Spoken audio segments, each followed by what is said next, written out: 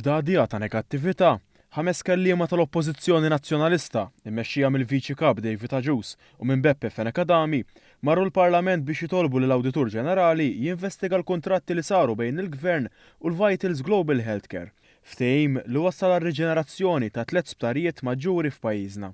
Minkejja dan, il-kelliema tal-Oppożizzjoni l-koll raw li jkunu negattivi, bl-ex Viċi Kap Beppe Fenekadami saħansitra rrid jitfa' dubji dwar il-kredenzjali tal-kumpanija Amerikana Stewart Healthcare li ħadet f'idejha tmun tal-Isptar San Luqa, l-Isptar Caring Grek u l-Isptar Ġenerali Tgħawdex. Kumpanija li fi kliem il-kelliema s-saħħa tal-istess partit, it-tabib Stephen Spiteri, hija essi tal-pajjiżna. U semma jekk sab xi ħadd li huwa kompetenti fuq hekk ukoll hemm mistoqsijiet. B'reazzjoni l-Partit Laburista nnota kif it-talba tal-Oppożizzjoni waslet sena tard, hekk kif oriġinarjament kien id-Deputat Prim Ministru u Ministru għas-Saħħa Chris Fern li f'Diċembru tal-2016 talab lill-Awditur Ġenerali jinvestiga l-istess kuntratt.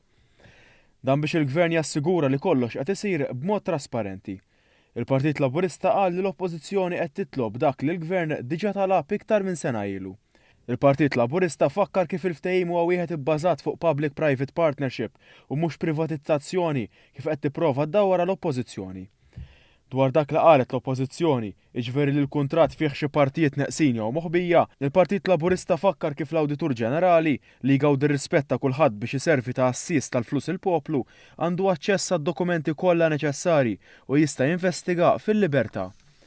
Il-Partit Laburista temm jgħid li din it-talba tal-Oppożizzjoni hija pass ieħor fit-tattika maħsuba biex toġob lin negattivi fil-Partit Nazzjonalista.